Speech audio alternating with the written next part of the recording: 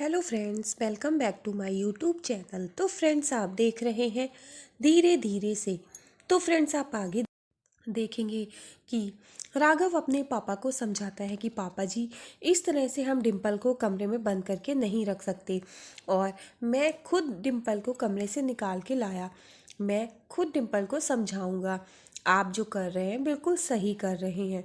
लेकिन डिम्पल कहती है कि नहीं, मुझे किसी से भी शादी नहीं करनी, मैं नहीं करूँगी। तो राघव इशारा करता है। वो मन में सोचता है, अरे डिम्पल, इशारा तो समझो।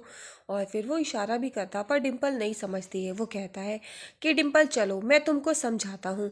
लेकिन डिम्पल उसकी बात जब नहीं मानती तब राघव ज़बरदस्ती उसका हाथ पकड़ता, कहता है कि चलो मैं तुम्हें अलग चल के समझाता हूँ।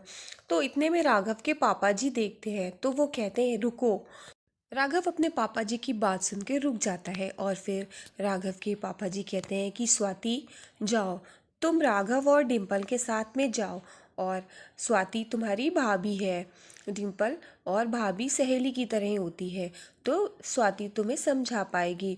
तो राघव कहता है कि ठीक है। और स्वाति भी उन लोगों के साथ जाती है। लेकिन पापा जी कहते हैं, स्वाति एक बात का ध्यान रखना कि डिम्पल तुम्हारी नज़र से 1 मिनट को भी ना हटे। वो कहती है ठीक है पापा जी।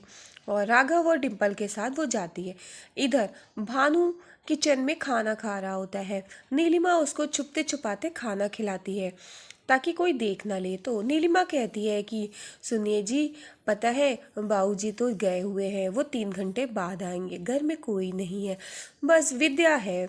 और विद्या भी अपने कमरे में है। लेकिन फिर भानु वहाँ पे खाना खा रहा होता है। तो भानु कहता है कि वाह, खाना तो बहुत अच्छा है। तो नीलिमा कहती है ये लीजिए जलेबी खाइए। और फिर भानु समझाता है उसको। तो इतने में आप देखेंगे कि विद्या की आवाज़ आती है। और फिर नीलिमा बैठी होती है, तो भानु भी वहीं पे होता है। भानु कुछ अपना काम के बारे में नीलिमा को समझाता है। और जब नीलिमा जलेबी देती है तो भानु खाना खाते खाते बड़ा खुश हो जाता है। और इतने में जब विद्या की आवाज़ आती है तो भानु डर जाता है। लेकिन नीलिमा कहती है कि आप खाना खाइए, मैं देख लूँगी।